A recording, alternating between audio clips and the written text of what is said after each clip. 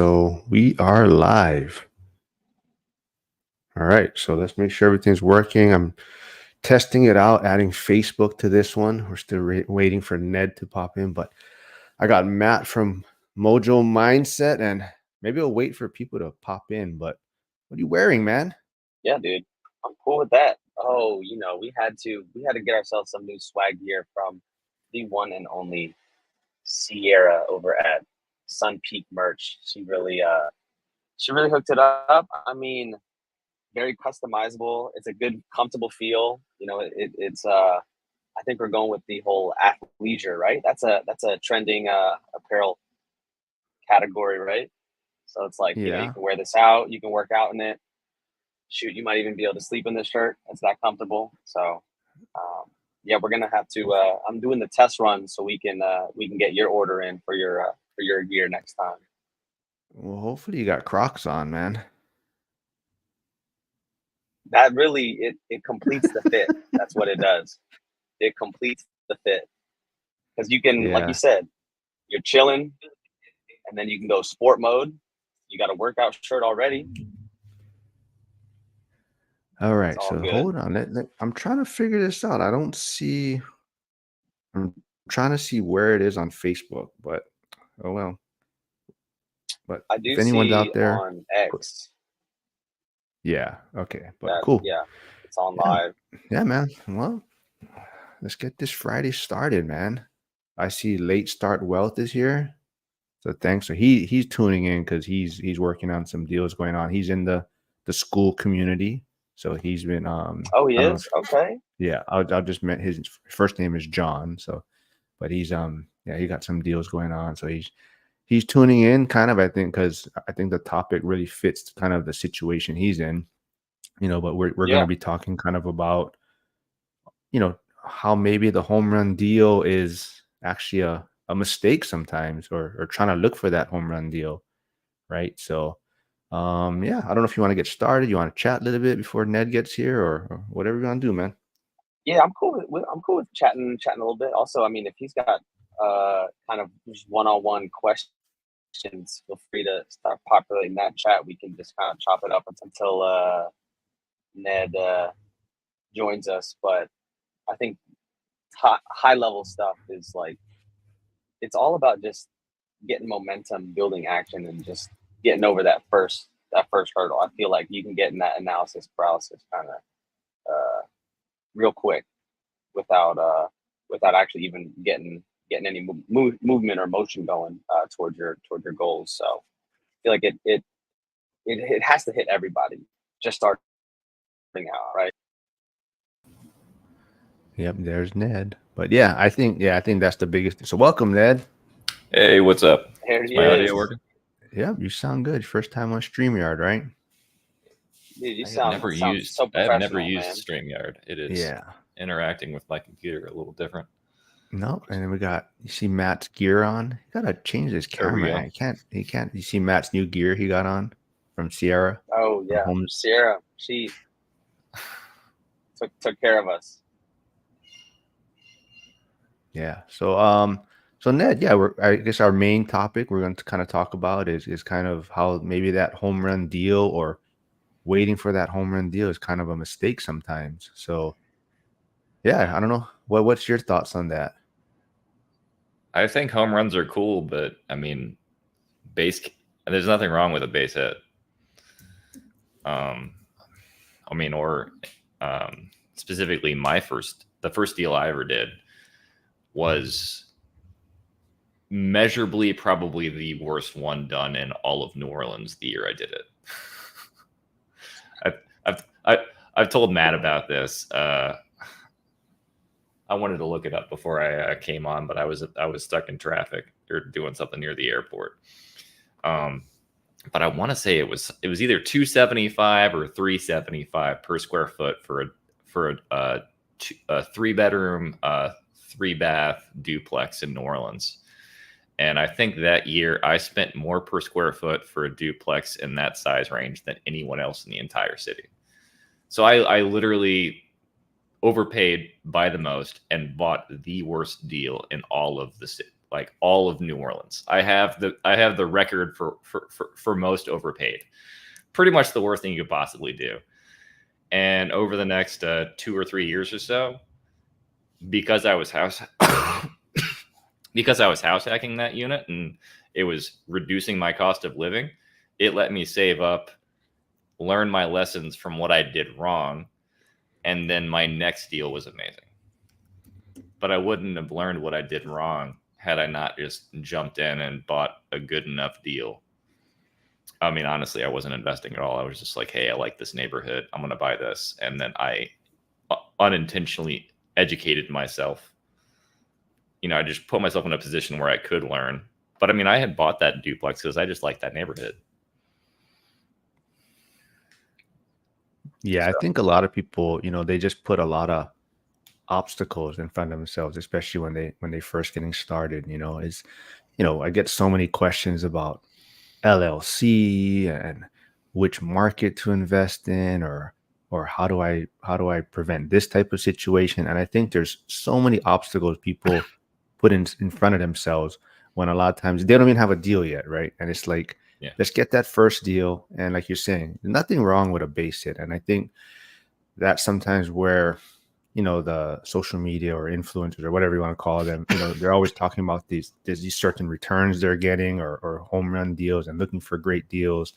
And then it's kind of like, they're forgetting almost where they're at right now, right? And it's easier to find those deals when you have more leverage, or when you have more connections, or, because a lot of times, like, you might have to overpay a little bit on your first deal just to talk to these certain people, right? Because you have no leverage, or you have no kind of reputation, I guess, in a sense, right? So I think that's where sometimes people forget, and sometimes just getting your foot in the door, now things kind of snowball from there. Yeah, I mean, like my first commercial deal, Matt and I walked it the other day. My 20plex was a actively horribly financed deal.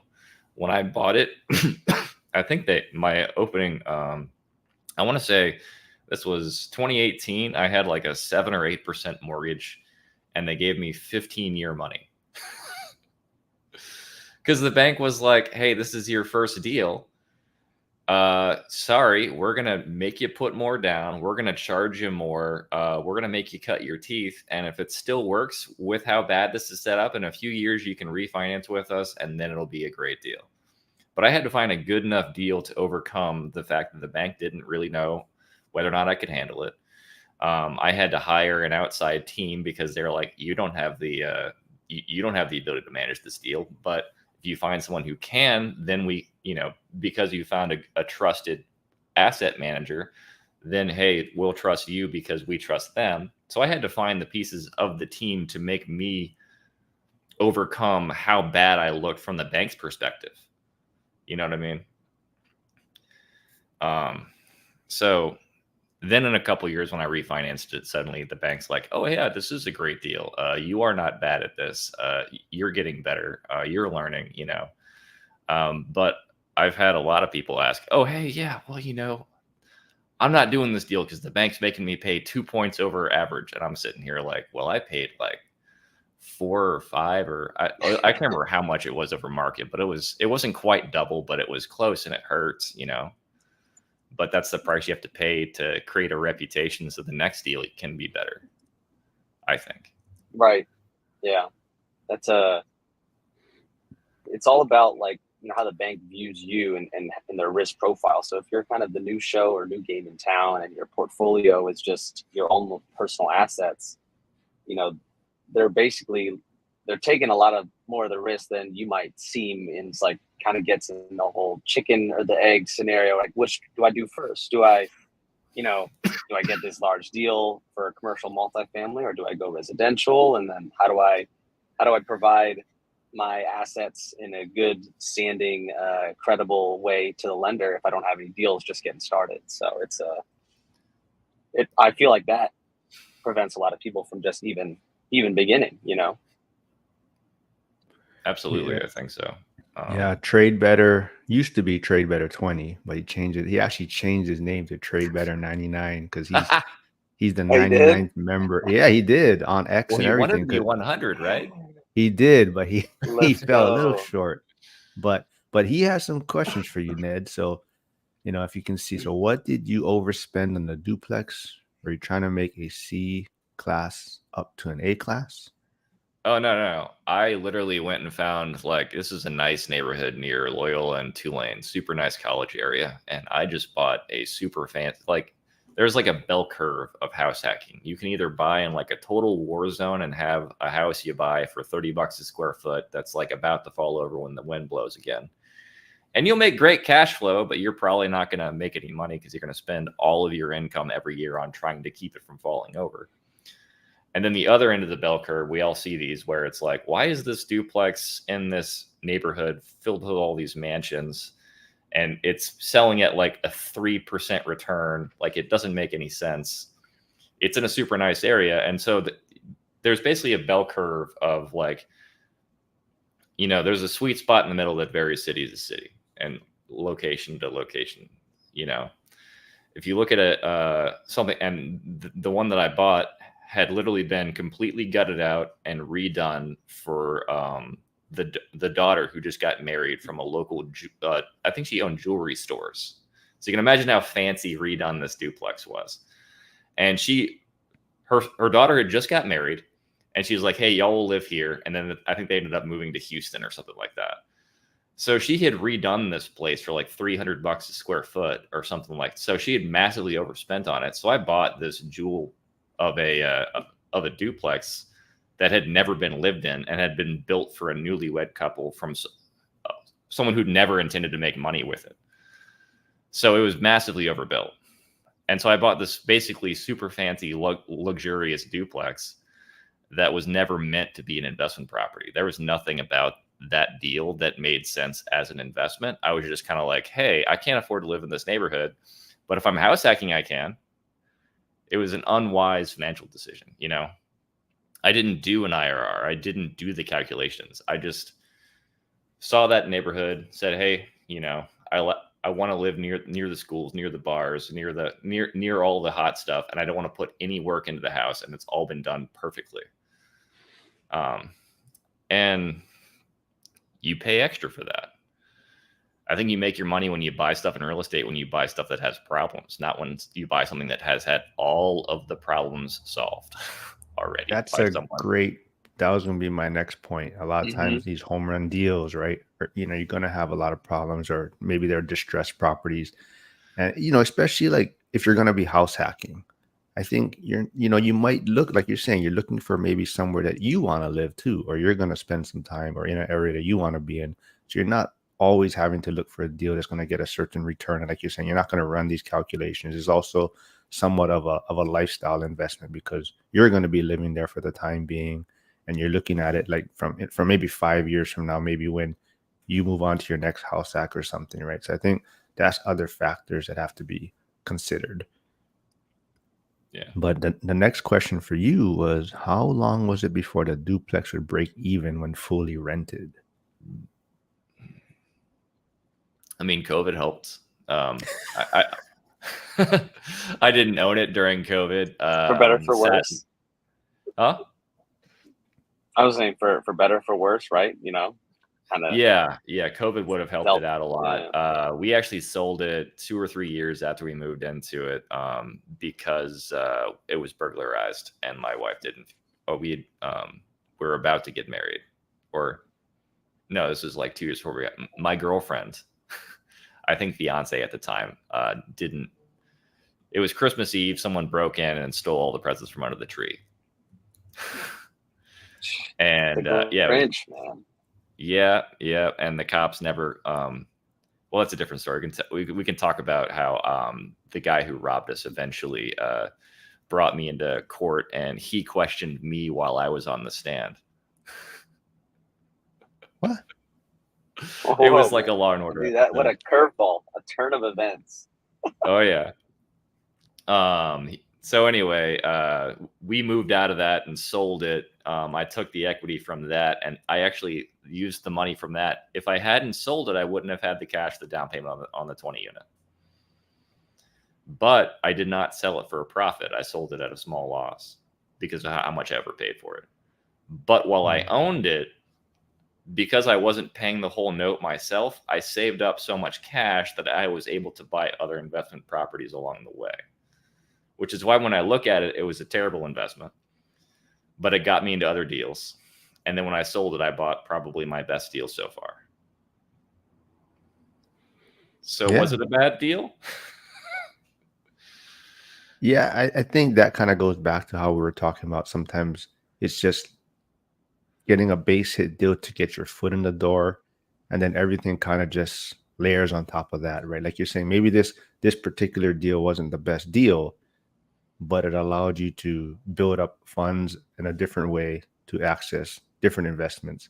So I think that's another thing where it's super important, where it may not be a home run deal on paper, but it's just getting your foot in the door to access maybe other lenders or other investors, or just so you can connect with these different people. So I think that's super helpful. There was, I also want to mention there's Jack Stewart here, who also has a Jack's Business Talk on YouTube. He has his own channel. He talks about the Pittsburgh area. So he's trying to build his channel too. And then for those of you just popping in, check out Matt's gear he's wearing from CR, from Homes and Hustle. So, if you want to pick up some stuff for next year's event or anything, or when we end up in Vegas, we're gonna have like a Crocs one maybe for the strip to do our live. And then you guys are actually going to be doing some more collaboration, you and Ned, right? In New Orleans, maybe walking some. Now that Ned got to 50 subscribers on his YouTube that was channel, he can crazy. do live streams. Yes. Thanks, right? everybody. Yes. That was wild. That was wild. I was like, hey, I'm trying to figure this out. I can't go live. And Matt was like, I got you, bro. Dude, we just had to rally the community. That's all that is. Everybody stepped up. So I'm glad we got over that first hurdle, and it's just up from here.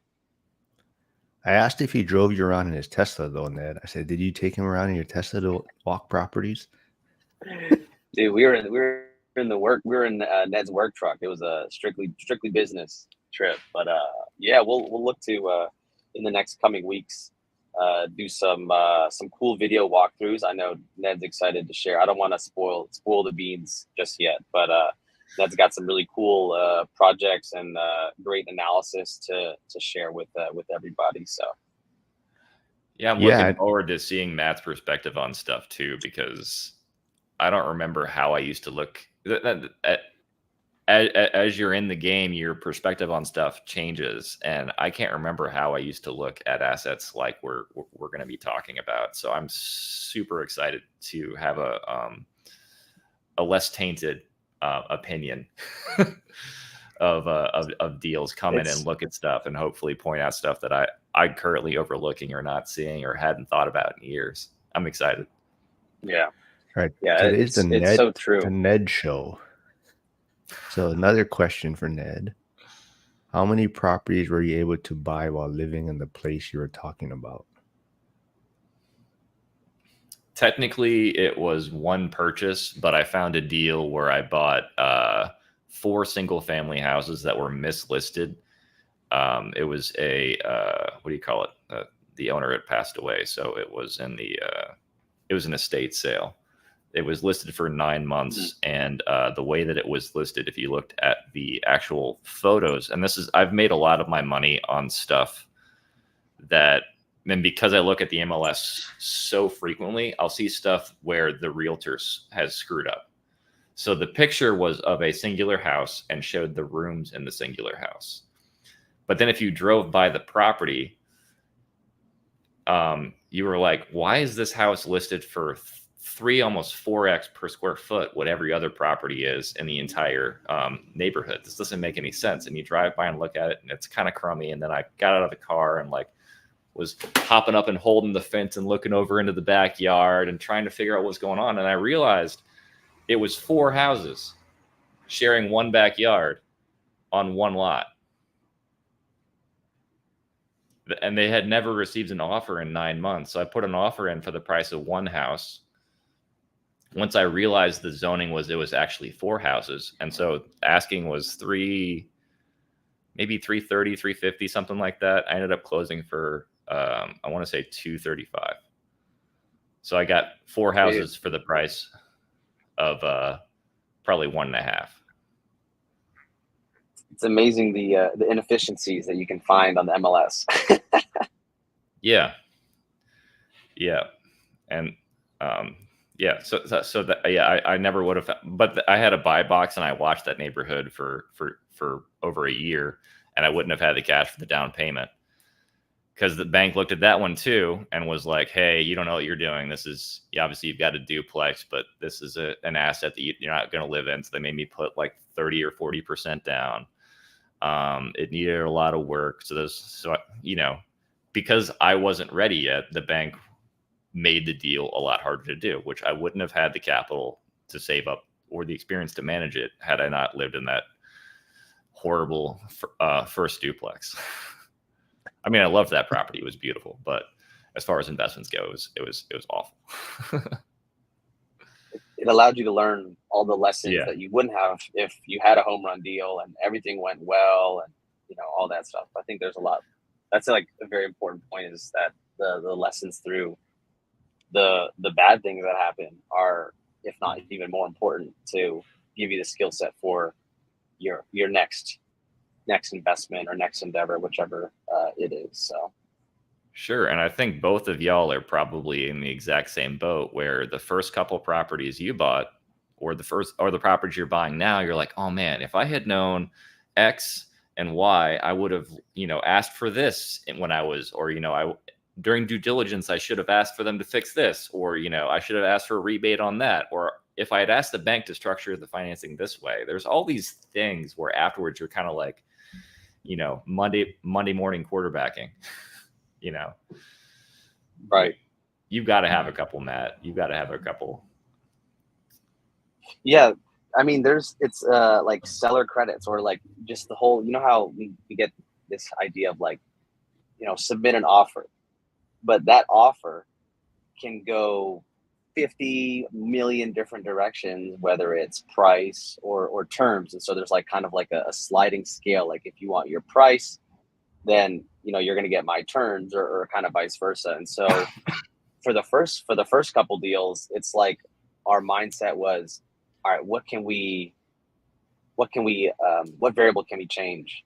And it typically just starts at price, right? And you're looking at your price and you're looking at the comps, and you're like, all right, well, if comps are $250 per square foot in this zip code or this neighborhood, and I submit an offer for $240 or $230, you're like, I'm getting a deal. But there's so much more than just the comps, the inspection. Like if you get your offer accepted, then after that, during the due diligence period, you can find ways to, hey, how does the inspection report come back? Is there plumbing issues? How old is the HVAC? Is the roof new? Are there electrical issues that you're finding inspection? And then I wouldn't say, you can kind of beat up the seller, but those are pinpoints to say, hey, I originally had an offer at, $250K or $250 per square foot, but I noticed that the HVAC back from the inspection is 10 years old. And if you're in New Orleans or Florida, where both of our properties are, that HVAC, it's going to be working 80 to 90% of the year. And, the longevity on those is on the lower end of that spectrum. So like, just last year we had to replace a complete AC system in the top unit, and it's only 900 square feet, but it was installed in 2015, less than 10 years, we had to get a new one. So it's those little things that if you had 100% of the knowledge going into the deal, by that point you hit the 100% of knowledge to know the deal's already gone. So you go in with, maybe 60 to 80% of the information, and then based on the experience and your, investment portfolio up until that point, you can kind of put the puzzle pieces in, but you're never going to 100% know until you start taking that action and making that ball move forward, if you will. Yeah, and I don't know if you guys agree, but I mean, like, I Are feel y'all like getting that off of my mic? There's a lawnmower outside, I think. I heard something, but it's not. I don't hear it anymore. Oh, now I do. But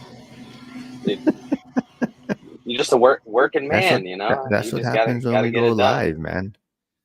But I mean, That's it.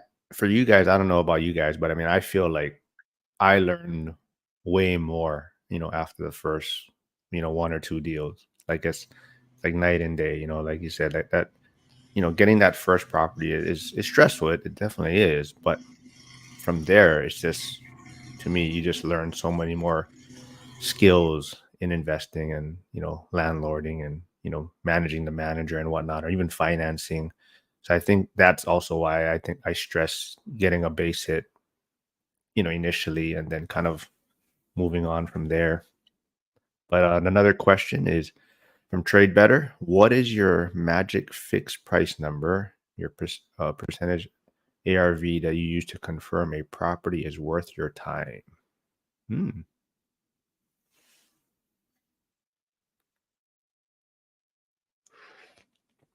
And do you? Because I don't really do too much. I haven't done really like rehab type stuff. So for me, that's not, I guess, the ballpark I've been playing in. I'm gonna have to answer this after this lawnmower guy leaves. Yeah. Yeah, that's fair. No, and to answer that question, similar to you, Mark, with just these three properties, they've been relatively already, like I said, turnkey. We bought it direct from the developer, home builder, and we just used the tools of leveraging our VA loan to get into a deal, just to kind of get the ball rolling, and then operate the house hack from that end. And so, this experience of, like, I'm actually curious to know what kind of Ned talks or is going to share, because that this information and knowledge is what we're going to try to do for the next deal and the next deal, because those inefficiencies are where, like you said, where the problems lie and where the money is made. So I don't know that I look at ARV. I just look at something. So I try and say, hey, I want to do a deal that I can learn from, that's not going to bankrupt me. Because there's always like a deal that's, I've always said, like, the more damaged and more messed up a deal is, the better of a deal you can get on the acquisition. So, for example, if a house is actively on fire, you can probably buy it for cheaper than you can when it's not on fire. Taking that one to the bank. Yeah. Oh, yeah. I guarantee if it's actively on fire. But anyway, so like my first big fixer-upper house hack, which Matt and I drove by the other day. It's a 6,000 square foot, 6,030, or I don't know, it's something like that, square foot fourplex. It's huge. It was built in 1870, so it's got all of the problems you can possibly imagine: lead paint, asbestos. It probably had foundation. At some point, it's had termites. When I bought it, it didn't pass inspections the first time, because when the inspector came through to look at it for the FHA financing, they said that it was a 5-plex because the main unit had an extra kitchen in it. The layout wasn't technically legal. There were wood parts touching the ground, so it wasn't going to pass for FHA termite requirements in New Orleans. Literally, like, there were 1,000 things that were wrong, and the inspector gave me the list, and I went back to the owner and I was like, we need to solve all of these, and I will pay to fix them before we close. So if we don't close, I'm out of pocket, you're not. And we kind of horse traded, but I did everything I could to acquire a deal that had as much fix up upside as it possibly could, that was as close to not being able to finance under FHA as humanly possible, because I knew that meant that everyone else with FHA wasn't going to put in the work to buy that asset, which meant I could buy it for even less value. That's a great point. Like how you're talking about, if a house is on fire, you can buy it at a better deal.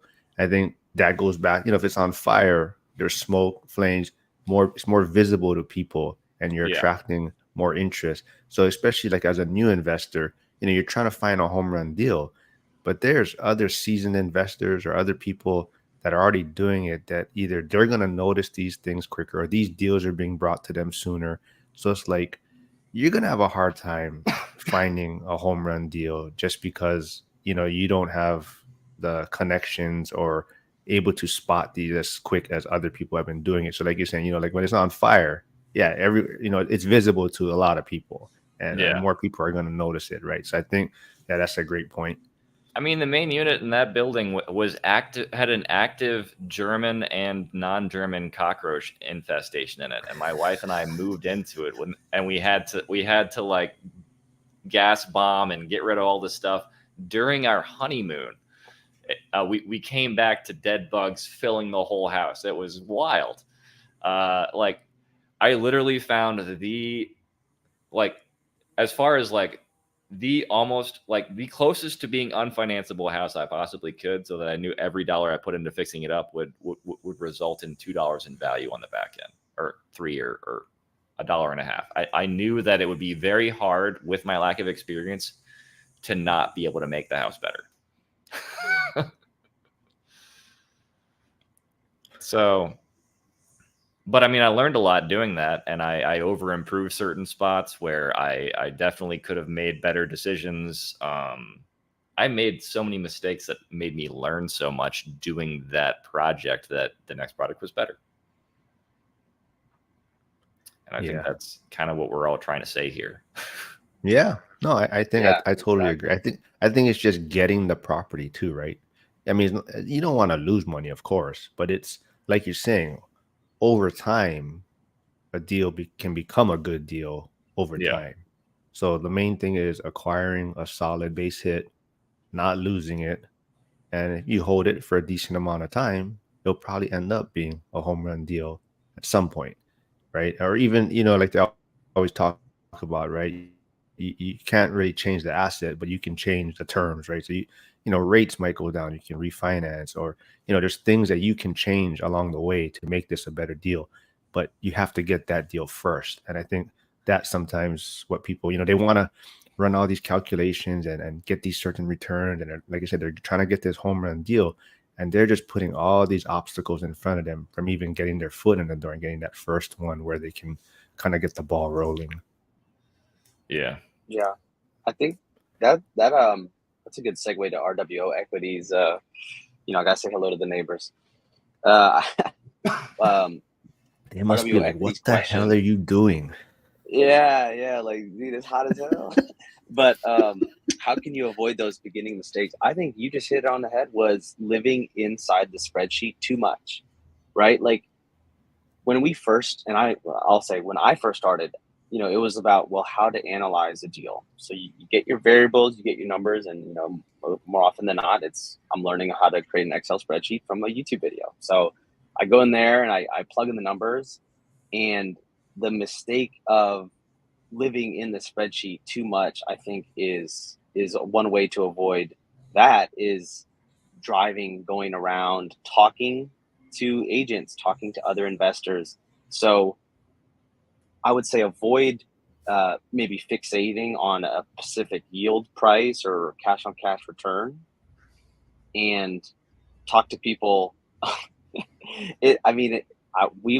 was there too, and we're still there trying to analyze deals, but it's a good, healthy balance, I think. Get in the spreadsheet, run the numbers, create that buy box, but then other times it's driving, it's seeing improvements, it's seeing renovations, it's talking to contractors, talking to agents, talking to investors. Like, it was cool to be able to connect with Ned here and say, hey, what are you seeing in your zip code? Because neighborhoods are different. You could have one zip code where there's certain neighborhoods, certain pockets are changing right before your eyes, and if you're not actively out or searching or asking those questions, you might not know where the value is and where the value lies beyond just the spreadsheet cell. So yeah, so Late Start Wealth, I messaged him in the school community. I said, hey, I think you might like this live we're doing tomorrow, so come check it out. So but yeah, so right now, he said he's in the spreadsheet right now. So and I think, I always talk about it. I think that's sometimes where I struggle a little bit when people do reach out to me, is more that I'm really a back of the napkin kind of guy, where I just kind of have this kind of quick, take a look, figure it out. Is the property itself worth pursuing, and then kind of figure it out from there. And I think that's why I struggle a lot of times when people do reach out. Sometimes, they're getting so analytical, and I'm kind of like, you know, this is too in depth. I feel, and I think that's where sometimes I have a hard time connecting with certain people and trying to get them to like, hey, like let's maybe take out somebody, and try to tell people too, don't take relationship advice from me, but I also look at it like finding a spouse or dating, right? If you're just looking for a wife or a significant other right off the bat, and that's all you're gonna go out on a date with, you're probably not gonna really, it's gonna be a hard time to find that right person. So to me, that's kind of what dating is about, right? You're trying to see what your type is, or learning to talk to people or communicate to the other person, and that's what dating is. And that same thing, kind of like finding a property, right? You're not going to find what property or what strategy works best for you if you don't jump in and kind of test the waters, right? And I think, like I said, don't take relationship advice from me, but that's kind of the way I look at it. I mean, I actively used a spreadsheet when I was dating. You're killing me, man. Dude, you can merge two genres there, the intersection. Oh man, no, I can y'all hear the weed eater? Is that bothering y'all? It's not bothering me. Okay. Yeah. I had a spreadsheet where I went through and I think I dated a lot because I didn't know what I wanted to be with. I didn't know what, like, I did the same thing with properties. Yeah. But I mean, I understand the Zuber mentality of find your buy box and figure it out and analyze one thing. But my job is I'm an analyst. I look at assets all day. And so I went through and I did probably hundreds of hours of analysis where I would go and I would get all the historic data and I would build a buy box for an area and look at the last 12 months and say, hey, do I like the yields I'm getting that I would get here if I were to keep looking at it moving forward? And I don't have them anymore, but I went through and probably made one for most of the neighborhoods throughout the entire New Orleans area. So I must have spent hundreds of hours sitting there compiling data and doing this or that, trying to figure out the on the women you dated or the houses. Both. Said both. Yeah, I mean, I dated a lot of girls, but I was also very transparent. They all knew, like, I was like, hey, these are the things I'm looking for. If there's stuff on the list that, or we can be friends, but I'm trying to find a wife. I'm not trying to find a girlfriend. I was very transparent about that, and I'm dating other people. Yeah, but I think that's the thing too, right? And it's even just learning how to communicate and talk, right? I think that's super important, and that's same thing with like looking at properties and houses. It's like evaluating the deal, talking to lenders, talking to other investors, talking to other agents. So I think, like I said, don't take advice from me, but that's how I kind of view it, as like, this whole setup is you're trying to build these skills, and it's just like dating. I think you're trying to build these skills to level up, right? But I think a hard part people don't realize in the beginning, and I made this mistake, was I didn't realize how much effort and time you're taking from a realtor by going and looking at a deal with them. Right? So if you go look at 5 deals with a realtor, you're actively reducing how much they get paid per hour every deal you look at and don't buy. That's a very interesting, but like super true perspective that I really didn't like until you mentioned it. I'm just like, yeah, no, I agree. Yeah, I agree. That's crazy. So it's the same thing, with everyone you talk to in the real estate game, whether they're a contractor, whether it's a YouTuber, everyone you're talking to that's giving you their time, you're taking their time and they're investing it in you, hoping that there's going to be some kind of outcome. Not one thing I have found is a lot of the older guys in real estate who have done a couple of deals, or even YouTubers and stuff like that. are so in love with the game that they realize that a lot of the professionals who actively need the income are going to ignore you or give you less attention in the beginning because you're not a proven asset who's given revenue to them or their business. That's one of the reasons a lot of the older realtors, like I have my realtor license with Berkshire Hathaway, and it's on my buddy's team. And it's on my buddy's team because he hates me as a client and I hate realtors. Because Match made in heaven right there. Oh yeah, but I mean it in a completely like honest and like kind of comical way, because when I first started looking at properties with him, I'd say, hey, look, I made this list of 100 properties. I need the data on them. And he was like, what data? And I was like, can you just print out all the MLS sheets on it? He's like, that's just going to cost me like $100 worth of printing. I have to have my assistant do this or that. And it's just, you know, I start seeing his side of it where it's costing him money to educate me. And so that's why I went and got my real estate license and started getting all the data for myself. And the second I became an asset to him, because I'd say, hey, look, I looked at these 200 properties. I like these 15. Let's go look at them. And suddenly he starts to see what I'm looking for. Now I'm educating him on what I want to see, not trying to make him educate me on what I think I may want or may buy one day. So, and that works the same way for mortgage brokers and bankers and contractors who bring out and have bid jobs and stuff like that. You've got to think that if you don't give them that job and you ask them to come out and quote a job at 15 different places and you've never given them the business, they're going to stop coming and giving you quotes. Exactly. I would like to echo that comment. And actually really the point of, here's another, I guess, beginning investor mistake that you can overcome. What we did is our realtor here in New Orleans didn't find the property that we closed on. We found it. And so what we did is kind of similar to what you're doing, is we pulled the MLS, we looked at the criteria that fit our needs, we ran and analyzed the numbers, and we said, hey, we want to see these 5 properties on Saturday. And they were all multifamilies. They all fit fit our metric that we were looking for a house hack. And so we found those properties. So we actively showed the realtor, like, hey, like they're giving me something to work with here, as opposed to just being like starting at zero, if you will. And so I would maybe encourage, like, you'd probably get more positive and receptive feedback from a realtor when you're just starting out if you're explaining, like, hey, these are my intentions. Can you see any errors that I'm looking at when I'm analyzing this property? Because I want to see these 5. And so, granted, she was more willing to lower her commission, knowing that our offer was more compelling because, hey, we were, again, doing a little bit of that work for her. Not saying everybody's going to be like that, but that's kind of a way you can stick out if they're trying to have a bunch of clients and you're over here saying, like, hey, no, like, I want these deals because of this, this, and this. Yeah. And then also, because they just learned what you're looking for, they might see something that you missed somewhere else.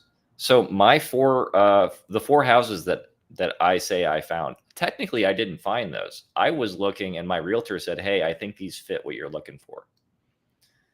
But she looked at a dozen houses with me already. So she knew, oh, hey, I don't like this. I don't like this. This house isn't messed up enough. Like, this house is too pretty. I want something that's got, needs more attention. And she emailed it to me. And then after I put the offer in, she was like, oh, by the way, if you hadn't got that offer in or put an offer on that, I was going to buy it.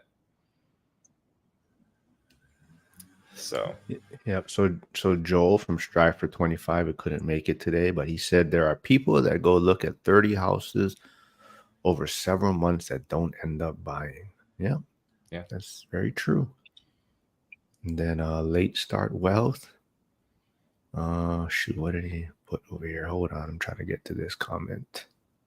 How come my screen is frozen? Let's see. I've driven most of the neighborhoods, but I haven't toured a single duplex. Not much seems to cash flow until year 2 or 3 post occupancy. So I will say what we found here when we were analyzing the multifamilies in the zip code of New Orleans, the 70115 zip code, is only triplex and quads cash flowed because that price per square foot was in the 250 to 300. So a traditional shotgun double, we are going to have to put some money out of pocket to cover that note, right? So like, let's say the note was going to be, what to say, 500K or 600K for like a shotgun double here. You're only going to get rent maybe like 2,000 for a 2-bedroom, 2-bath.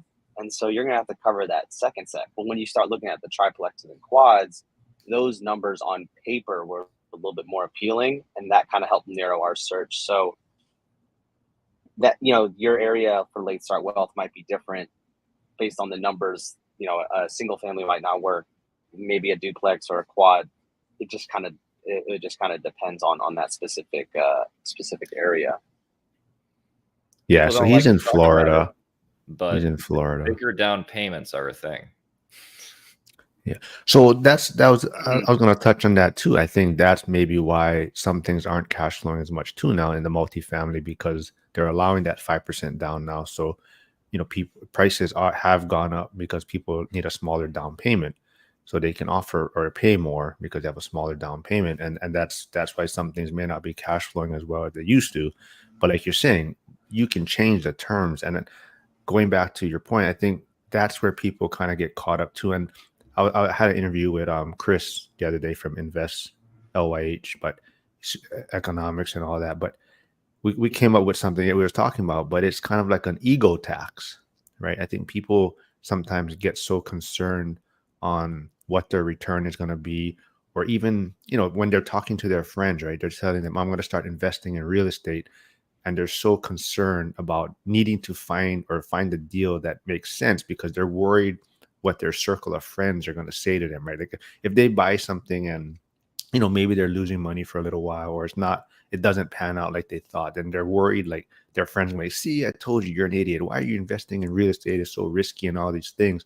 So we're like, yeah, you know, it's kind of like this, like ego is expensive, right? It's like an ego tax, and you're kind of worried about what your circle is going to say, right? So I think sometimes, you know, we get caught up in like, you know, my numbers say I'm supposed to offer, you know, 200K.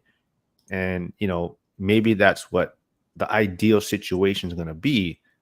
But let's say you offer 205 in the long run. How much is that 5K really going to make a difference, right? If you're going to hold it for a certain amount of time. So I think sometimes that ego gets in the way, like we have to make these numbers work. And I think that sometimes holds us up also.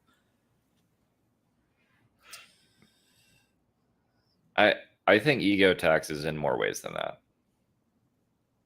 Matt and I talked about this over when we were driving around looking at his properties and my properties. But I think it's especially, this might be a New Orleans thing, but I would wager that it's in other cities as well. But a lot of the properties I started with and a lot of the properties I prefer, people turn their nose up at because they're not pretty. They're lower income. People are like, oh, you're a slumlord and stuff like, but also at the same time, I don't tell very many people that I do invest. So, because I don't want or need their income or support. I would like it, but I found over the years, the more I advertise about being a real estate investor, or the more people are going to turn their nose up at it. And that's more of a them issue and not a me issue. Yeah. Good point. So your circle doesn't need to know that you're going and doing these things. And I find that a lot of people would probably invest sooner if they didn't talk about it and they just went and did it. Because talking about it makes you feel like you're doing it mentally. It's like, hey, I'm moving towards this because everyone I know knows I'm gonna be a real estate investor.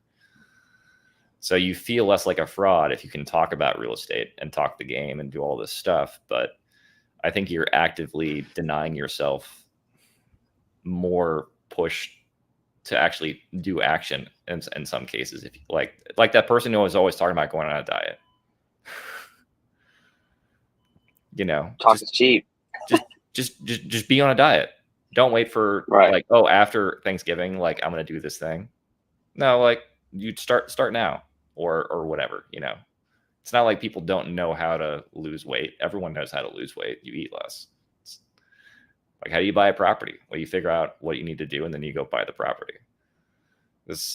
I think a lot of people overcomplicate a lot of this. And, oh, well, I can't buy that property because, well, I don't want to own in that neighborhood. Hey, sorry, that neighborhood's numbers work. Right. Yeah. Just like Esther, who has a question here, right? Like she's investing in Gary, Indiana, where Millennial Mike invests, right? And I don't know if it still is, but when Millennial Mike first started there, it was like the crime capital of the country or something.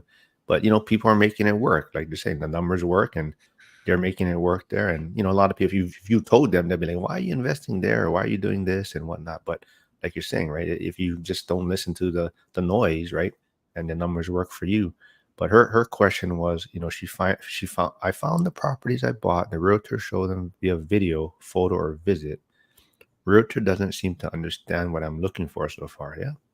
They don't care. Yeah. They don't. They want to get the sale. Yeah. I think it's time.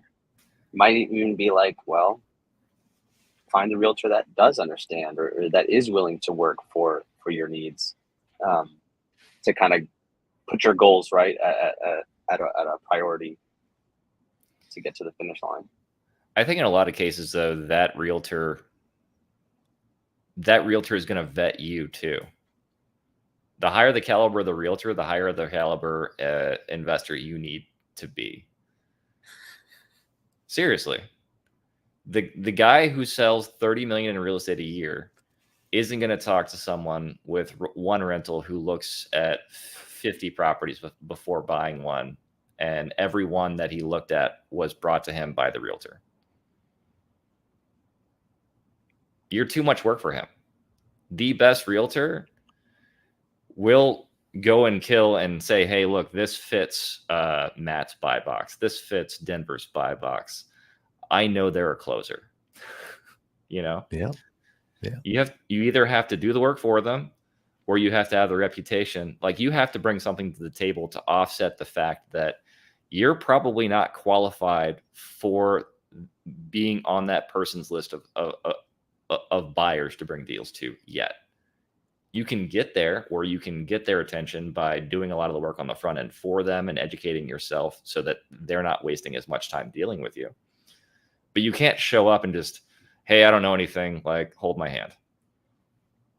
And I know I keep coming back to that point, and it's like I'm beating on a dead horse here, but No. So on that point, though, would you say you like to work with multiple agents, or you prefer to have a dedicated agent? If I find a deal on my own, that's it varies. It depends. So if I'm looking in a new area, or honestly, I guess I always use the same agent, because I literally put my license under the agent that I always use. So no matter what I do with this, he's getting a piece of the deal, and so he knows he's covered. If I sell my personal house, he's getting a piece of the deal. So I know that's a weird way around basically just not answering the question. But I felt so strongly that it was important to me that he had a piece of every deal that I did, because he's also personally an investor. And whenever he sees, because he does smaller houses, doesn't do bigger multifamily, and has no desire to do stuff like I do. So when stuff like I do comes across his table, suddenly he's like, oh, Denver, check this out. Oh, Denver, check this out. Because he knows he's going to get paid on it no matter what. Because if I close on it without him, he still gets 25, 50% of my commission, because my commission goes to his team. But I run my deals through his assistant. She does all the paperwork. She does the offers, everything for me, to the point to where I'm just not bothering him. And as I've done more and more deals, now he's like, it's grown. My relationship with him has grown as my business has grown and as his business has grown. And it's been kind of synergistic. I think what you're describing too is like that win-win relationship, where it's not so much I'm providing a negative energy or I'm taking from that partner, but you're in your own way winning and helping each other win without feeling like you're stepping on each other's toes or you're competing with one another. And I think that's another thing too, is like real estate is so vast. Like, you're, as an investor, like, there's so much pieces of the pie that we all can eat from, so to speak. So we don't need to feel like we're, hoarding the information. Like, oh, like I got this sweet secret, like nobody can figure it out. But it's like, no, there's so much abundance out there for each of us to have our own, I guess, seat at the table, if you will. So Yeah, I didn't like mean to cut I you showed off. Matt my buy. I'm not showing my buy box online, but I showed Matt my buy box in reality, and he was like, "Oh, cool!" And he sent me a spreadsheet, and now he's looking at it. And like, I don't feel like we're competing. If anything, I'll see stuff where I'm like, "Ah, this won't work for me," but dude, like, you need to look at this. Or he'll see something where it's collaborative. Like, we can't buy the whole neighborhood. I mean, I'd Yeah. love to. Yeah. And Jack, who invests in Pittsburgh also, but he said, I've been called a slumlord once. And in the kind of Dionism, but he told them your comments bother him about as much as all the lumps in my mattress from the money I shove in it. So,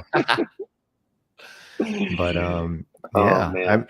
I think a lot of times, the struggle people have with, working with realtors too is sometimes, you know, people will lie to you, I guess, in a sense, because they care. They think they're doing, realtors are going to tell you what you want to hear, they think, right? But sometimes you want a realtor that kind of would just tell you the whole truth, right? Whether that actually is the real deal, right? As far as, in a sense, because just like you said, there's different realtors. I think Joel mentioned it earlier. You want to deal with a realtor usually that maybe is an investor, right? Because investors kind of have a different vantage point, and they're looking for different things, and they have a different mindset. So if you're dealing with a realtor that probably is not an investor, it's going to be kind of different playing field you're on, right? And I think that's what it comes down to too, right? So, but late start, well, let's see. Today, so he's in Florida, we said. Today my market has 12 duplexes. I think max over the last year was 20. I want the seller to pay closing, and I'm likely going to pay list or list plus a couple percentage. Have closing money, but want to keep as reserve. Yeah. That's good. It's understandable. I would say, depending on the market too, um, 12 to 20 duplexes, depending on how big, I guess, a neighborhood or area you're investing in. The benefit I see with the multifamily is you really sift out a lot of the competition, because, and you guys could probably attest to this and probably pinpoint a better probability, but out of 10 buyers, 6, 7 out of 10 are looking for that forever home or their first time. They want the picket fence. They want the right paint. They don't want to share a unit with a wall to have another neighbor, next door. So I think by you looking through multifamilies, you've already cut down the herd of competition, right? Because you're a very smaller niche. People willing to make that short-term sacrifice for the end goal in mind. So I think that market is maybe, could you like expand your market, right? Could you look maybe in suburban areas and outside that city limits? I'm not sure. Did they mention what area of Florida? Because I know if I was going to say Pensacola, where I moved from, there's just not multifamilies, right? It's just condos and single family homes and entire county. Okay. Most out of the area. Yeah, so I experienced that in Pensacola as well. There was not many multifamilies in the city limits or the proper city limits. So I ended up having to convert a single family home into a multifamily. Like, how do I do that? Well, I had to get roommates, and it was a sacrifice. And we bought a property in Pace, Florida, which is outside the city limits of Pensacola. And so that was just, that was just my experience, experiencing similar issues that you're finding as well. Yeah, I mean, like, one thing people, I think, buying a house act that's a duplex, and then if you're young enough, honestly, my brother was my wife and I's roommate when we were engaged. We rented one of the rooms in my duplex. I actually converted my living room into a bedroom that he could live in, because I was trying to accumulate cash like a monster. Like, I was just all about, all right, how do we stack it, But I think another thing people don't realize is like, and this might be like more of a commercial thing because so I house hacked a 5-plex. But the 5-plex obviously is commercial, so I can't. And I went to the bank and I was like, "Hey, I'm gonna live in this," and they were like, "What?" And so asking was I think $950, and I put in an offer of 1.1 to the seller, and I said, "Hey, you renovated one of the units and improved the rent. I need you to do that to the entire building before you close. Before I close. What do you need in exchange to do that?" And I think a lot of people get stuck on price, where in some situations you can actually have the seller, depending on their position, do an add value for you because they want to get rid of the house, or maybe they, for some reason, want to do you a favor.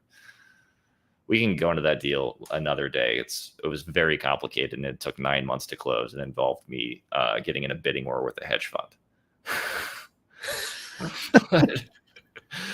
but basically, I ended up going in over sticker, and that was back in COVID, when people were putting in escalator clauses where you put in a bid and then the other person's bid automatically goes up $5K, and then yours can go up $5K, and all the escalation things were like, so you put in a bid, and because of your clause and their clause, and suddenly you accidentally offered 150,000 more than you thought you did.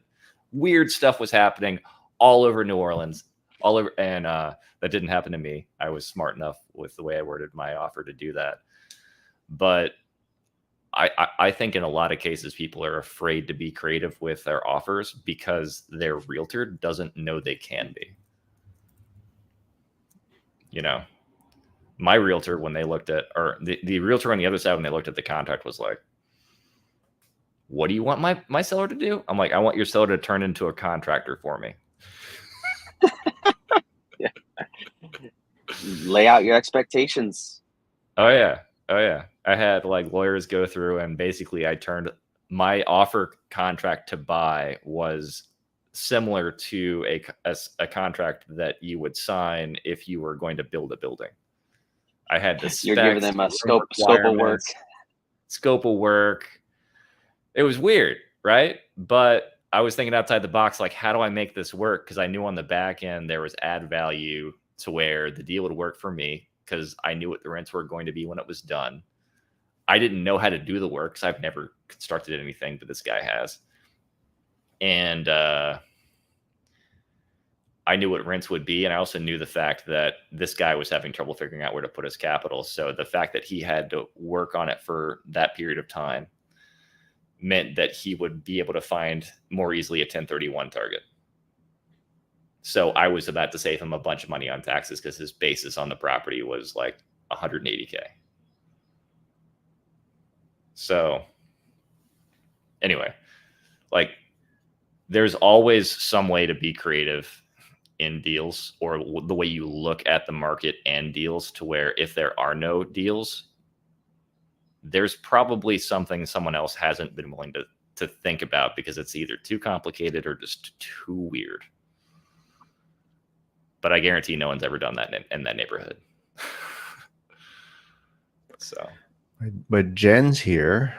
She said, so Jen, who was able to get on stage at the Zuber event, because she's been super great in the ORAC community of getting special guests onto Zuber's channel. But oh yeah, but she's here, and she says, I come to find an investor friendly realtor helps a lot. So they know what to look for. Yeah. So I think, Yeah. So that's Huge super asset. helpful. Yeah. And then Late Start Wealth again. He was referred to a local realtor from Beth Traversal, and they're great. Yeah. So Hugo's here from Stay Winning Pod. He had a X Spaces earlier this morning. So hop on. I'm trying to do more spaces too, but he had one this morning. I couldn't get on. I popped on at the last minute and just what's a showed my space? support. That's so that's like, on X, So it's just streaming on X. Streaming on X is I like it because it's not video, not yet. Not yet. Yeah. So X is gonna start doing more videos, I think, X videos. But right now, X Space is more like just forum. People. He's kind of just chatting. Huh. So he was doing a lot of crypto stuff this morning. But so that's actually what you got. We gotta do crypto stuff to get more followers, I think. I'll But accept It's always crypto as trending, rent. right? yeah.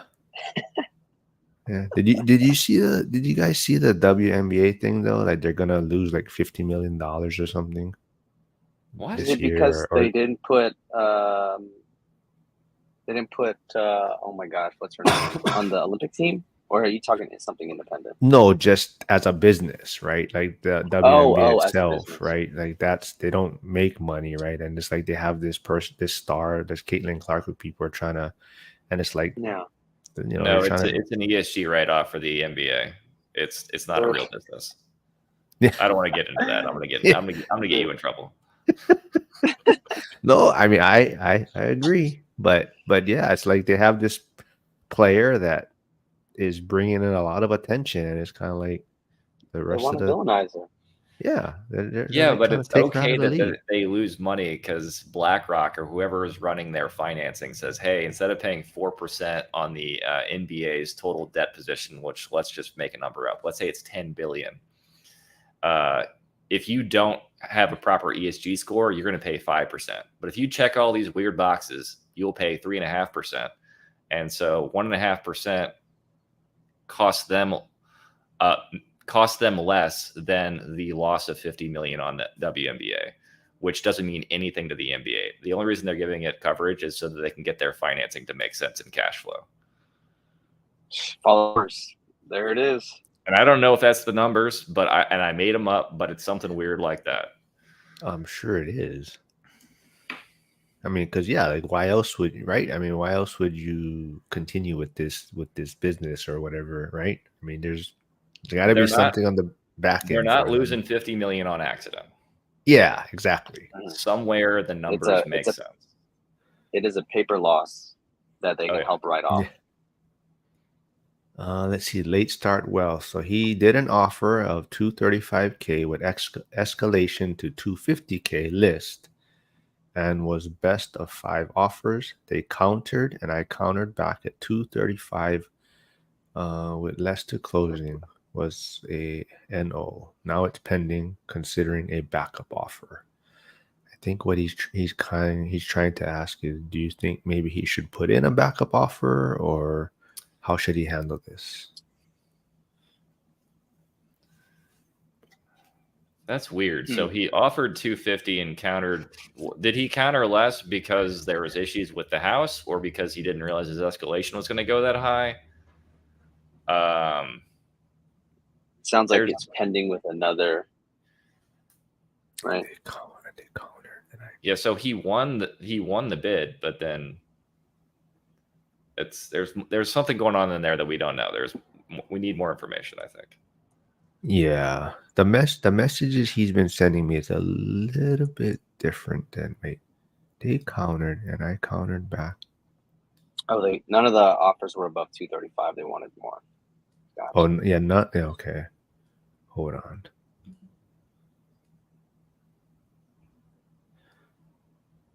Yeah.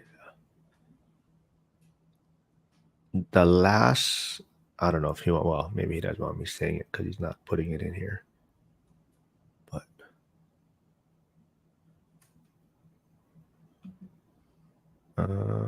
see, so Jen. Well, no, go ahead, man. Well, I was about to say is it'd be interesting to kind of get both of you guys' perspective on this. Is when you structure that offer, and like in this case, there's 5 offers, so it's relatively competitive. Would you obviously submit an offer that you're comfortable with, but with the contingency, or once inspections are due, then you kind of like you put the offer and sweeten the deal enough just to get your foot in the door, and once they accept your offer after the inspections, then you can kind of get a little bit more aggressive with getting those terms that you want. How would you guys answer that? All right, hold on. Let me. I gotta ask you guys a question. Do you guys want to let some prima donna kind of Joe Farrell from Strive for 25 in? He's trying to bombard. He's trying to jump in here. I see him waiting. He's bullying his way in. Let's let him in. You know, he told me he wanted to take a break from doing these. I like, okay, I let him out of his contract, and then now he's trying to get back in. I see him Signed him waiting as a there, free agent. smiling. All right, we'll let him in. There he is. What's I love up, the man? excitement to the day. So, Joel, Joel, what's up? I don't know. Have you met Ned before? No, but I knew okay. that could be. So All right. I was number 46. I want like a plaque. Yeah. So yeah. Sorry to interrupt that conversation, but there's something else that I wanted to throw at you later that is kind of funny. So. Oh yeah, whatever, man. Esther says hi, Joel. But yeah, Matt, you know, you touching on that, I think that's something else that new investors or people getting they kind of worry about hurting people's feelings in a sense, I think. So like you're saying, you know, make an offer to get it under contract at first and then go from there and you know be disrespectful after that if that's what makes sense for you. But I think a lot of times people are worried about, oh, I don't want to, can I back out, or I'm worried about backing out, I'm worried about what people are going to think. And I think that's sometimes what happens to people, you know, same thing, maybe that whole ego thing or concern what other people are thinking. But it's like, hey, just, you know, sometimes just get it under contract and now let's go from there and figure out how we can sweeten, like you're saying, you know, get credits or whatnot, right? I think you have to be it's not like you're careful with making that. It's probably less important in residential, but in commercial, they call that retrading. And if you retrade too much and get known as a guy in your market who always throws in a high offer and then tries to bid stuff down by a huge percentage and steal stuff because you can basically, when an offer is accepted, if that property comes back to the market thinks there's something weird or something wrong with it or whatever. So by going in and offering like 30K or 20% over or whatever, and then coming in and trying to bring it back down to where now you're going to get the price you really want, unless there's something truly wrong with the property, you can, once you're later in your career, that can start damaging things. In the beginning with just residential properties and where you're getting it from someone who sells 1 or 2 houses a year, you're probably fine. But you do have a reputation as a buyer during your career, so you can probably get away with that a couple times. But I think retrading too aggressively for the wrong reasons just to secure the conversation is probably the wrong way to go about it, unless you have a darn good reason. Like, hey, I found termite damage, or hey, there's a leak, or there's a foundation problem. Yeah, it needs to come down 20 or 30,000 or whatever. But if your plan was to offer 50K more than everyone else and then immediately retrade 80K below that, I don't know. put yourself in a pinch that way. I mean, you're playing this game over a couple decades. Like, this is not, or at least I am. If you just want to buy your 4 houses and do your Zuber thing, then yeah, sure, you do you. But I'm personally not playing the game that way. Yeah.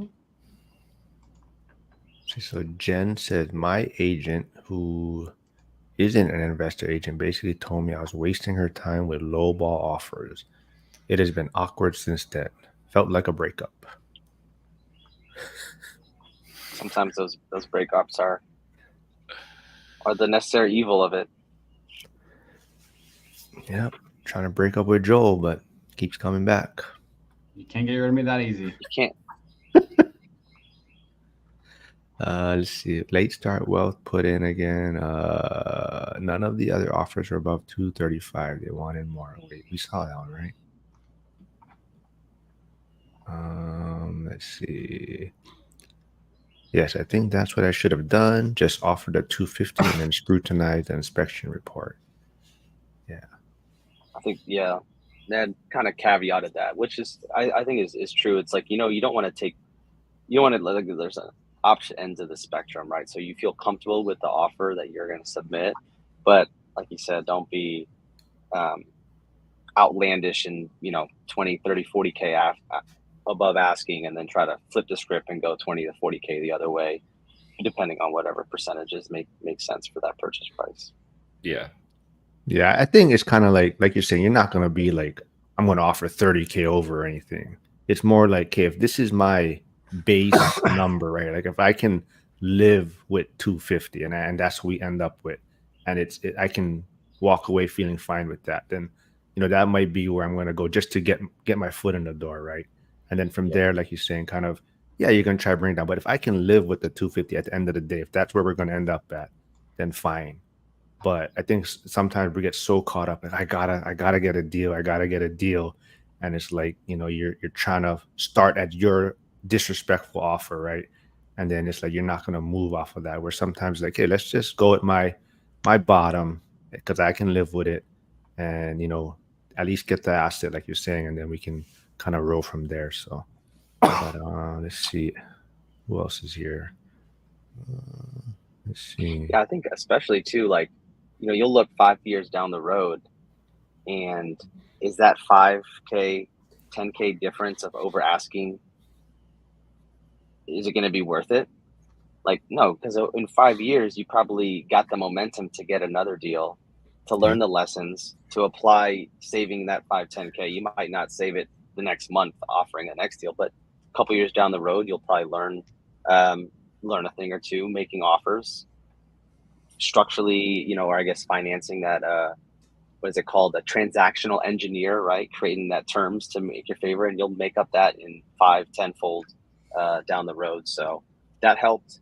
That kind of perspective helped us close on the triplex, where it was like, it was during 2021, so rates were very low and competition was still high. And one of the things that one of our mentors at the time told us was, you're gonna look back 5 years from now and say, was 10K over asking on an 800 plus K property, was that really worth the mental gymnastics? Because if you get the house hack, you became an investor, you became a property manager, you became a landlord, you've checked these boxes to get to the goal that you want in your real estate portfolio, and you're willing to off balance that by a 10K over asking, a 20K over asking, whatever the case may be. And so reframing that perspective of the long game, like Ned was talking, 10, 20 years down the road, it's water under the bridge. It's stepping over dollars to pick up pennies, so to speak. Yeah. Yeah, and he kind of mentions that. He said, if this deal goes nowhere, I've actually really learned so much, right? And it's like saying that's part of it, right? Just going through this process, you're learning, and then now, once you get that first property too, you're going to learn so much more. So sometimes that's why I feel like, waiting for that home run deal, kind of slows your progress down to some extent, because there's still so much more to learn after you get that property also, right? Like you're talking about being a landlord, whether you have to deal with a property manager or even like maintenance issues that come up, right? All these things are just stuff that you're not going to really learn until you actually have a property. So these are just different things that you're going to have to pick up along the way. And then, yeah. And Joel knows this. If you're hitting base hits. Hey, Joe, did you see Matt's shirt? 300. You're in the Hall of Fame. From Sierra? I don't see it clearly. Let's get you got to get the full thing in there. Yeah. We can't. It's just a little tease. That's all. I'm waiting for those Stripe for 25 to come out. Yeah. I know Joe jumped in though because he heard us talking about the WNBA. I know that's why he jumped in here. Yeah, it's one of these things where, like, I think you guys mentioned ego before, right? There's a lot of ego is expensive. That's getting thrown around here. Like that girl that shoved her, in the shoulder, all the trash talking, I think people forget rising tides raises all boats, Yeah. If you want to get paid more, you want to get your brand out there more, you got to roll with the tide. And Caitlin Clark has got that going, and they're hating on her because she hasn't performed. She hasn't done anything in the league. But at the same time, You know, and you know what? Maybe them hating on her is making her more famous. Maybe this is all intentional. I don't know. But the drama helps her more than it hurts her. Yeah. So maybe maybe more players should be knocking her over and get everybody all riled up about the WNBA. I don't know. Well, that's why I always pick on you, and that's how I make trouble to you. Yeah. Are you saying if they made the attention to you? WNBA, That's right? I need that attention. I need it. Housewives episode. That attention. Yeah, but Esther says she likes Matt's T-shirt. Yep, nice design. So that's from Sierra at Homes and Hustles. Yeah. So she's working. I know she's busy working on a lot of their Father's Day merchandise out there. Yeah. So the reason why I wanted to come on is this is going on right now. Speaking of drama, do you guys know who Sweaty Startup is? I do. Nick Huber. Nick Huber, yes. I mean, on X, got a brand. He's got all these businesses in real estate, and you know, I don't follow him enough to know what's going on exactly, but like apparently he's got a couple syndications that have not gone well, and bringing money to the table that's not a whole lot of dollars in, and trying to take a couple. I think it was like $29 million business or portfolio or something like that. It's like not doing well and kind of going belly up. And I don't know, this guy. The guy that started this is LP Whisperer. LP Whisperer. Let me find it real quick. Yeah, LP Whisperer. And just talking about how he's going to let the truth out. And what does he say here? You starting fights on X again, man? I'm just creating awareness of what's going on. That's it. Lawsuits. It's how you frame it, Mark. It's how you frame it. That's true. That's what Joel's here for. Ned, so Ned's gonna be more active because that's what got him to his 50 subscriber was X. Apparently. So. I'm still so stoked about that. I don't even know what to say. Matt messaged me like, man, Ned needs 50 subscribers. He wants to do a live stream on Friday. Just had to rally the troops. That's all. I didn't even know that was an option. I said I'm on it. Oh, thanks, Jen. Yeah. Jen's awesome. Does she have her handle on X and Instagram so we could follow her? No, she's a little shy, she thinks, but once she's low key. I interviewed her and her husband Kenny, and she's just a whole bunch of energy, but she thinks she's shy, but she was great.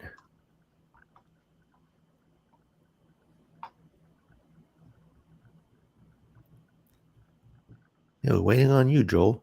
Oh no, I'm just saying. You said you're gonna LP Whisperer, man. He's talking about how this dude provided a 2% yield on 5% inflation in the markets. Ouch. You got a $145 million portfolio and you've only returned $3 million to your investors. Is that good? Fucking calling him a grifter, and I don't know. Yeah, let's go, man. What is it that I think Matt always or Mike always says? It's the bigger the name, the lower the yield. Yeah, that's Thatch Gwynn said that. Yeah. Huber. And which is I see what you're talking about. I see what you're talking about, Joel. Getting spicy about my boy Huber. This is not confirmed and it's from a single source, but it seems again a hypothesis.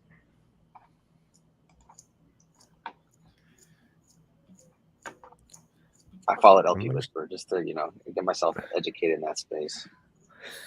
Yeah.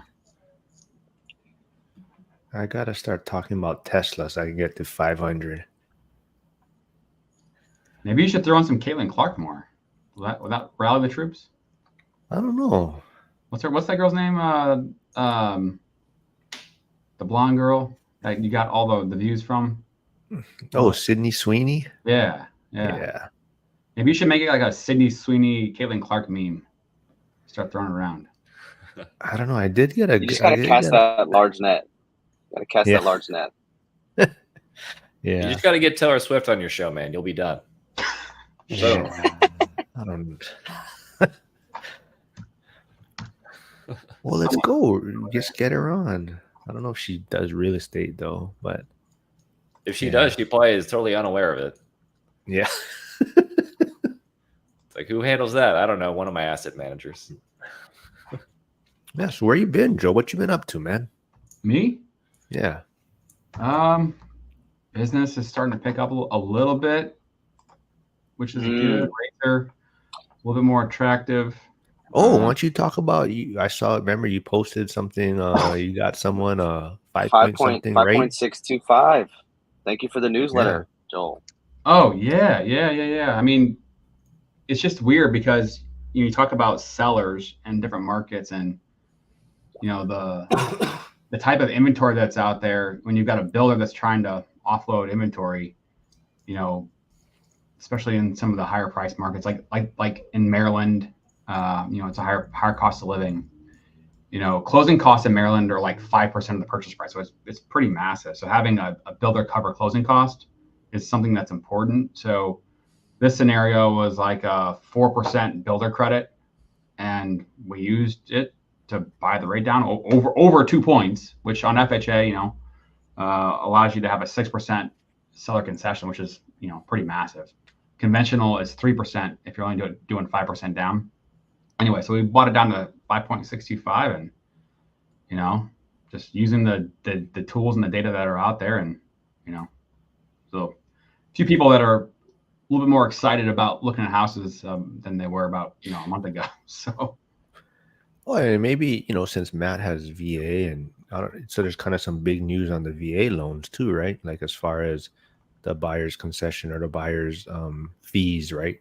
That's going to be, because that's what people were concerned with, right? With the new NAR settlement, how it's going to affect the VA loans. Yeah, so. You can use the VA loan to pay for buyer broker fees. Is that kind of the big, I guess, headline takeaway that before getting into to the nitty gritty details of it all? I mean, they had to do that, otherwise it would have been basically illegal to have a buyer's agent. Yeah, so they had to make so they kind of I don't know what the word I would use, but they or allowing it for now. Yeah, or you'd have to pay them cash, and then every buyer's agent, it would just be out of business, because first time home buyers can't do that, and even people that own homes can't do that. And the number of people who would just go like after closing, oh yeah, I've decided I'm not paying you, it would be a scary number. So let's still trade better. Maybe a question for next time. Would you say, hold on. Yeah, I only got about 5-10 more minutes maybe, but let's see. Would you say you all have enjoyed creating your YouTube channels? Like Jen, interested, but Harrison is camera shy. Well, I don't know. Who wants to start on this one? I mean, maybe a question for next time.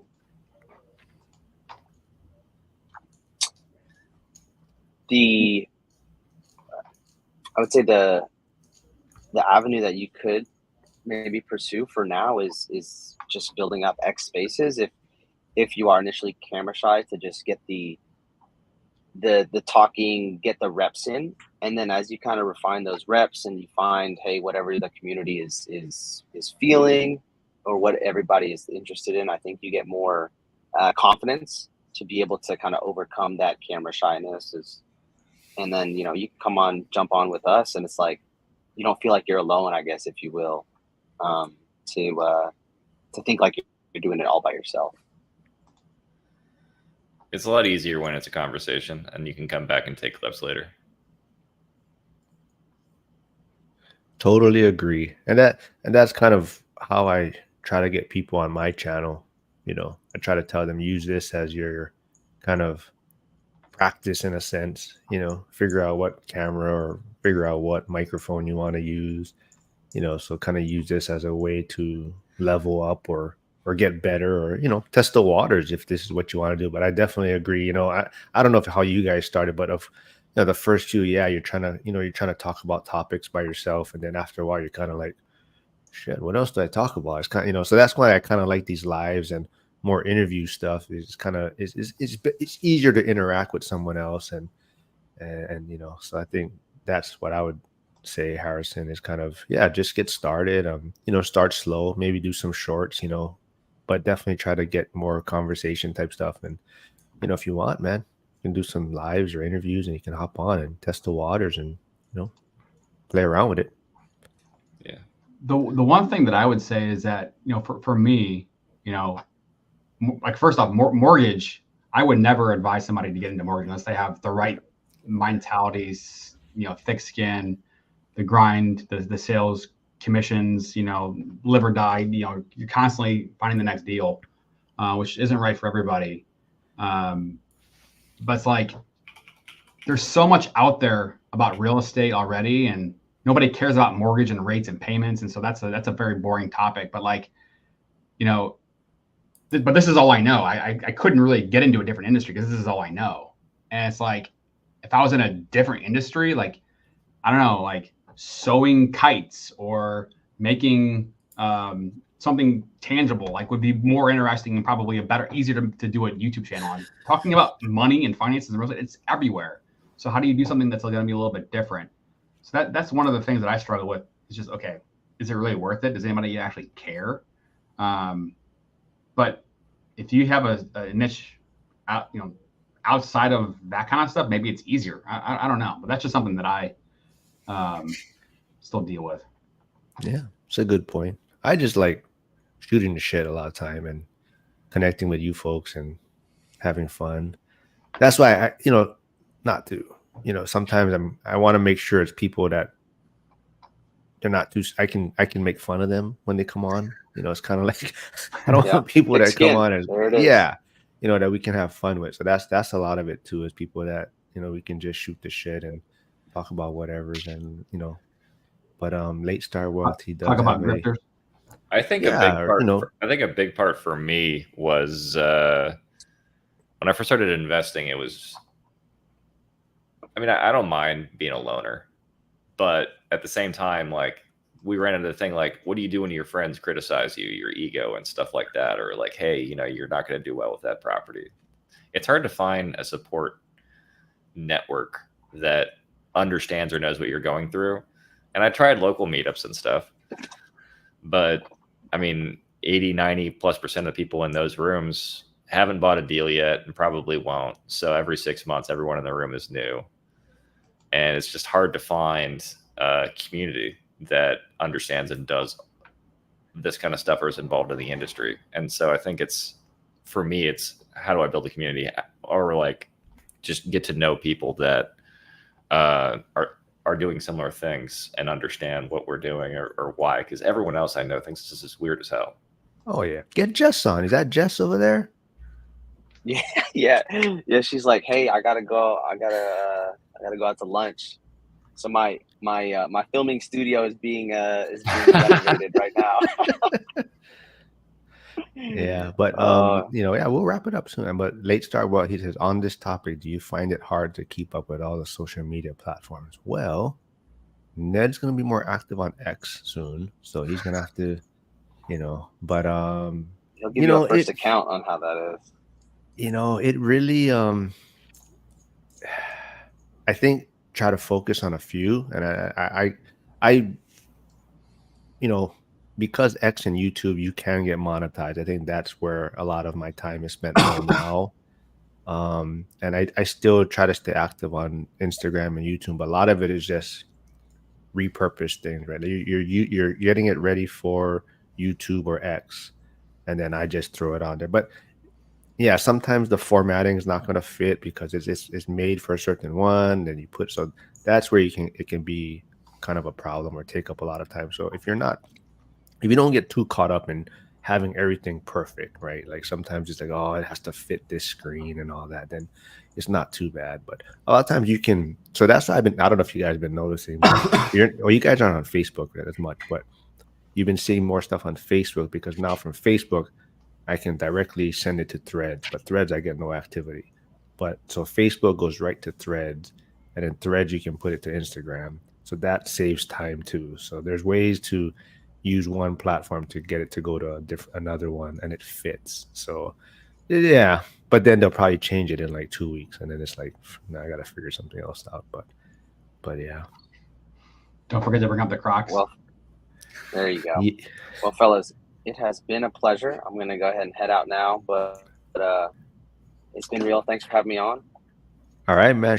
Rock the shirt one last time before you leave, man. There's one more tease. Yeah. One more Yeah. little Dude, tease. So every just do Hometown this little, Hustles. yeah, they check- got the American flag, just something slight, nothing crazy. Nice. Cool, man. Thanks, man. Right Have a on. great weekend, man. Take care. Yeah. So Jack has his own channel. I kind of mentioned it earlier, but Jack's Business Talk. But he's in the Pittsburgh area, so he's trying to build his channel too. So he's trying same thing. He's trying to figure things out. You know, at first I think he initially started a few years ago. It was more like an outdoor channel. He wanted to be like an outdoor channel, but now he's kind of doing more real estate stuff. So yeah, you know, go check it out. And yeah, you just got to get started, and then you'll kind of find your voice. I think that's what Ned's doing too. You know, him and Rayon from Landlord Odyssey, right? They do a lot of collaboration stuff, and you know, Ned's been showing more of his properties. He wants to do more stuff on his properties. So I think you just got to find your voice, right? And I think that's what it is. Yeah. I mean, I don't think any of us knows what we're doing. I think there's a misunderstanding about that. I think people think, oh, okay, so what's the plan? And we're kind of like, I tried this and it kind of works, so I'm going to do it again. Exactly. Tweak it a little bit, see if it works different or better or worse. And, you know, keep on reiterating it from there, and hopefully you get better over time. I guess that's my plan, is to fail forward. Very true. Yeah. And like kind of Joe touched on, right? If it's something you're interested in, you know, yeah, I mean, maybe you're not going to make money, or, you know, it doesn't even have to be about making money, right? It's just something you're having fun with doing, and it may take 3 years before it takes off or something. But that's what it's going to be like. And, you know, maybe I'll get a Croc endorsement down the road or something, but you know, but, or Yeah, I mean, Sydney there's Sweeney, some or reach out. resources too out there. You know, like if you put a video out and you put it into, I use video.ai, and you know, you can use it for free for a certain amount of credits or hours, and you can chop it into shorts, and the shorts gives you more reach, and you can put it in subtitles, and it's just really, really easy to use. You can just copy the link to the video on your YouTube page and then throw it into the site, chops it up, and then boom. What's that called? I use video.ai. I use Opus. Me and Matt have been using Opus clips. And so that's why I'll just say it now. I'm being a little selfish, but I'm trying to get 4 people on the lives, because it makes it easier to edit the videos. Because when there's only 3 people like this right now, if I try to make the shorts, it won't show the 3 blocks properly. It'll have like 2 blocks on the bottom and then a long one with 3 people on the top. So it looks kind of weird. So if there's 4 people, when I do the shorts, it makes it easier to make the clips. So that's why I told Joe hop on. Just needed a 4th person. You could just sit there if you wanted to. But is Video AI owned by Microsoft or something? I'm not sure. I just typed it in and it brought me to some Microsoft page. So it's just video.ai or videoai.com. VIDYO. VIDYO.ai.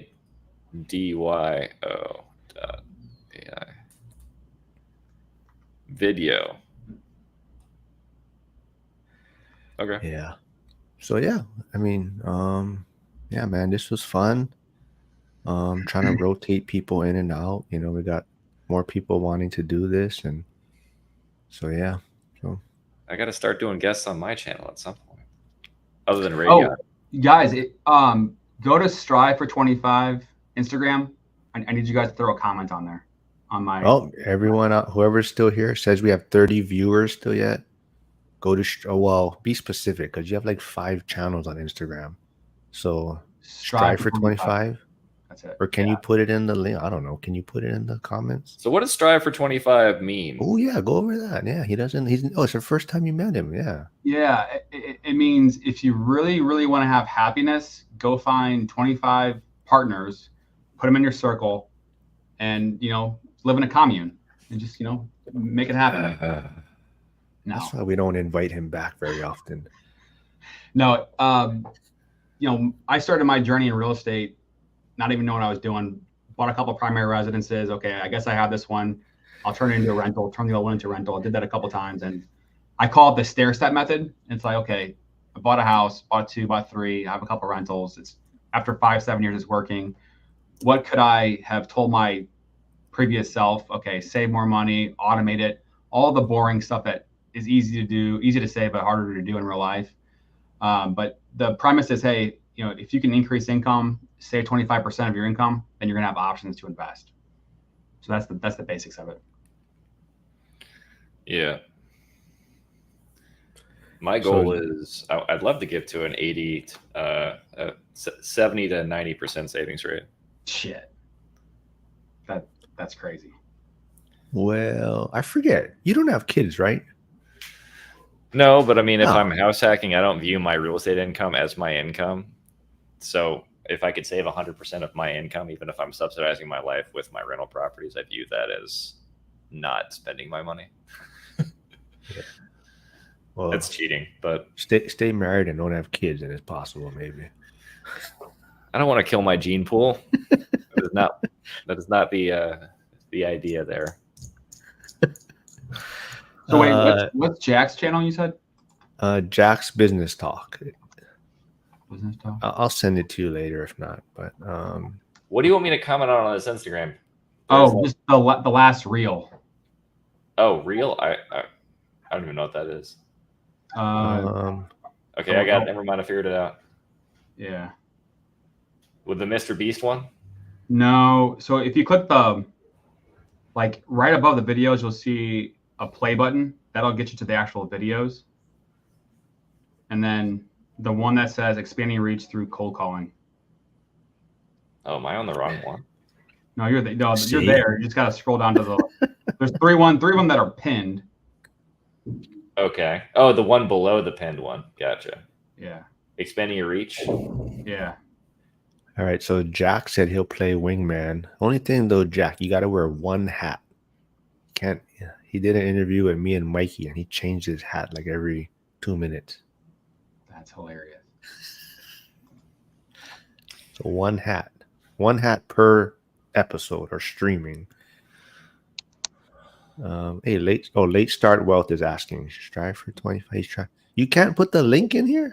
I did, but I don't know if you can really copy it. Oh, you know what? I think I'd have to give you some kind of permission or something.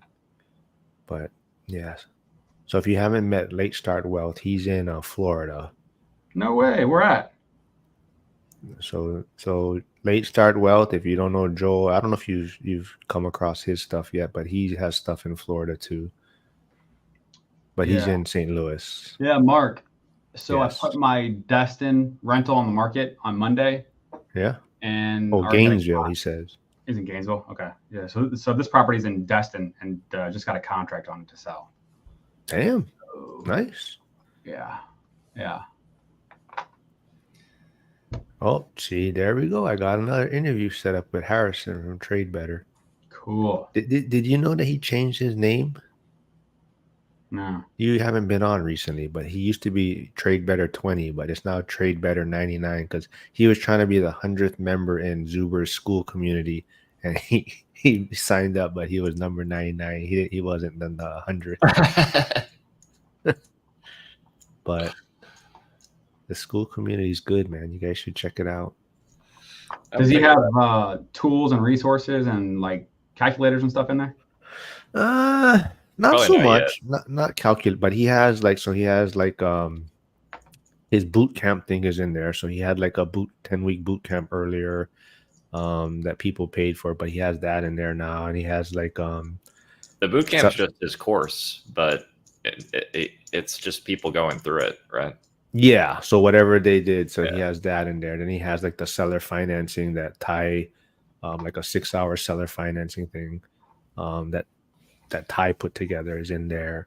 And then now he's going to start, now that we've hit the 100th members, there's certain things that are only going to be in the school community and not on YouTube. So like every month there's probably like, special interviews done with people that are only going to be in that that community. So like he had Greg Dickerson. I think some of these might have been posted on you, but like we had Greg Dickerson on, who hasn't been on the channel for a while, and then like Anna Kelly and who else? Yeah, I can't. He has a couple with Simon and uneducated economists, and so yeah, it's good. I mean, I think there's more interaction there than on Facebook and anything else. So yeah. Oh, late start. Welt said, boot camp was a 10-episode walkthrough of the course, but as a group of us talking. Yeah. Oh, so the course isn't in it. You're not actually like, you just see people talking about the chapters or whatever, asking questions about it. Yeah. So for full context, you'd have to have that playing while looking at the course or after having taken it, I guess. Yeah. Yeah. All right. I gotta jump off. Yeah. Well, perfect timing. Let's wrap it up, and yeah. Good to be back, Mark. Thanks for letting me crash the party. Yeah, we did drop from like 100 viewers to like 30 when you hopped on, but yeah, all right, man. I did my job. There you go. Filtering out the chaff. Yeah. Well, we'll get you on again next week. You're gonna do both next week, man? Yeah, I'm down. All right, cool. And then we'll rotate Ned in, and then yeah, we'll. All right, cool, guys. And then yeah, just thanks for everyone stopping by. This is my last time in the studio. Oh, that's right. Yeah, this house is going up for sale, so I'm gonna be probably in my office. So y'all are gonna see quite a different set. It's gonna be totally jerry rigged. Just I have no idea where I'm gonna put this thing. So final comment then before we go. Lars says, I hope Florida sweeps Edmonton so all of the Canadians fans cry. All right, that's our parting comment right there. Well, thanks everyone for stopping by. Remember, hit the subscribe, like. Have a great weekend, everyone. All right, thanks, man. Talk to you later. Bye.